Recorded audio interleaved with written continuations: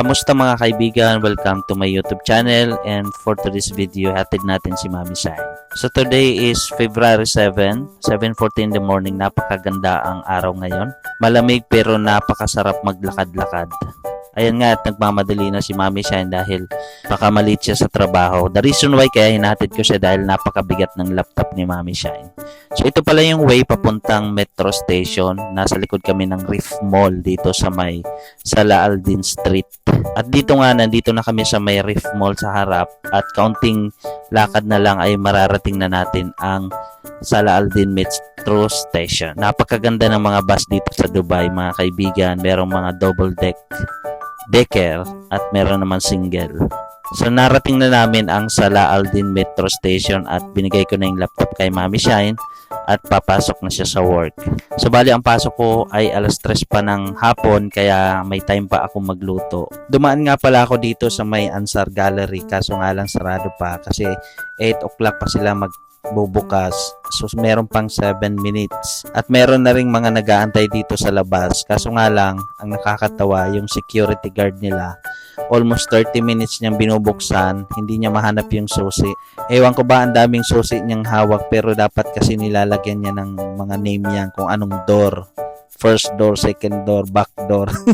So yun, naisipan na buksan na lang yung exit tapos doon na lang kami pumasok kasi marami talagang gustong pumasok na kasi mamimili ng morning. At ito nga, kumuha na ako ng basket at dito ako dumaan sa maraming promotional area nila. Sobrang napakadaming mga murang bilihin dito. Minsan lang din kaming makabili dito ni Mami Shine dahil nga medyo malayo na to. Ang pinakamalapit kasing supermarket sa amin ang Nesto mismo sa loob ng Ref Mall. So bali ang bibiling ko ngayon yung mga sangkap na lulutuin natin kasi nag-decide ako na magluto na lang ng munggo para merong may sabaw-sabaw. Dahil nga winter dito, taglamig sa UAE, kaya naman gusto ko yung may sabaw talagang ulam. At naisipan ko ang bumili din ng mga sangkap gaya ng sibuyas.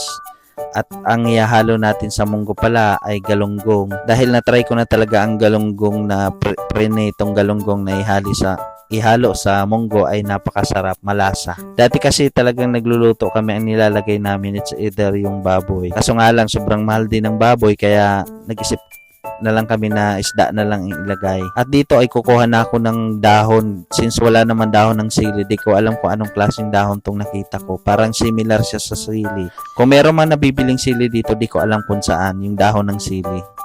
And kumuha na rin nga pala ako ng siling haba, yung pangsigang, kasi ilalagay natin sa munggo natin para medyo may aroma, kumbaga, para amoy mo yung sili, mas masarap kasi yon. At ito nga, yung dahon, kaso nga lang, binalik ko yon. Ang kumuha ko yung parang pulang dahon na parang alugbati. And sa Visayas naman, pag nagluluto pala sila ng munggo, nilalagyan ng kalabasa. Kaya, natuto ako kay Mami Shine and kuha na rin ako ng kalabasa para ilagay natin. Para pandagdag na rin sa mga gulay-gulay. At nilalagyan din pala ng gata ang munggo pagka nagluluto sa Visayas. Sa Bisaya. So ngayon kumuha na rin ako ng kamatis kasi masarap talaga yan pag may kamatis. Medyo wrong timing tayo ngayon mga kaibigan kasi wala pa daw yung delivery nila ng mga galunggong na bago.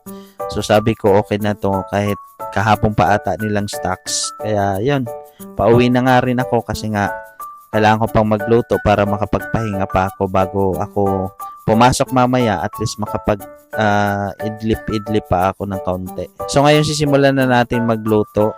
Welcome sa aming dirty kitchen. Ayan, ang hirap mag-vlog pagka mag-isa. Hindi ko alam kung paano pipindutin at hawak ko ang cellphone ko.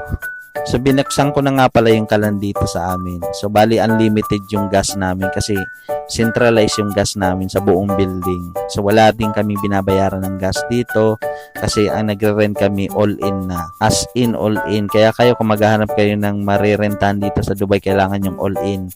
Wala na kayong isipin sa kuryente, gas, internet at lahat sa may-ari na yan. So ito ay magpiprito na tayo ng unang batch kasi ito yung ilalagay natin sa munggo.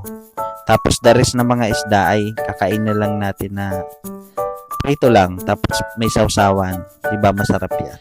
Matagal na rin kasi kami hindi nakakain ng galunggong ni Mami Shine dahil nga dun sa Nesto Supermarket ay walang galunggong. Kadalasan makarel lang. Medyo masarap kasi talaga ang galunggong kasi lalo na yung medyo maliliit kasi pagka na crispy mo siya ay pwede mong kainin kahit yung ulo. Walang tapon. At dito hinugasan ko na nga rin pala yung munggo natin kasi ilalaga ko na rin siya para mamaya pag naggisa ako is luto na. So itong munggo nga pala ito binili ko rin kanina. Medyo siya mura lang kasi per kilo siya. So ikaw yung magtatakal, parang bigas lang ba? Meron naman nabibili yung mga naka-packaging na kaso nga lang walang maliit. Sobrang lalaki ng packaging. Siguro matig 1 kilo, kalahating kilo. At dito nga naluto na ang ating first batch ng galunggong. At ito na yung ating hihimay-himayin para ilagay sa ating munggo. Habang ako ay nagpapakulo ng munggo sa kabilang kalan, ay sunod naman gagawin natin ay maghihiwa na tayo ng ating mga sangkap. So bali, ito na yung mga sangkap na nahiwa ko. Meron tayo dito yung parang alugbati. Meron tayo ditong kalabasa, sili, gata, may kamatis, yung hinimay na galunggong, bawang at sibuyas. So umpisahan na natin magluto. Sa mainit na kawali, maglagay ng cooking oil. Tapos isunod na natin dyan yung mga sangkap. So bali wala tayong tripod kaya ganito lang yung pagbablog natin. So hindi nyo makikita. Pero pinaka basic lang din naman ito. Siguro naman kayang-kaya nyo na to. So after magisa natin ang ating mga sangkap, siyempre unahin muna natin dyan yung yung ginger. Kasi naglalagay ako ng ginger kasi nga isda yung ating sahog. So after ng ginger, ilagay na natin ang ating bawang at sibuyas. Yan na yung susunod. Then after that, ang susunod na natin ang ating kamatis.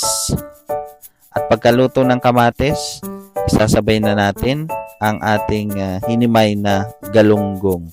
At ito nga ay naluto na ang ating napakasarap na munggo with galunggong. Masarap nitong kumain lalo ng pagtaglamig kasi masarap yung sabaw. Simpleng lutong bahay pero talagang nakakamiss ito. So ayan, tikman na natin ang ating nilutong ginisang munggo with galunggong. Ayan, napakasarap. Thank you for watching.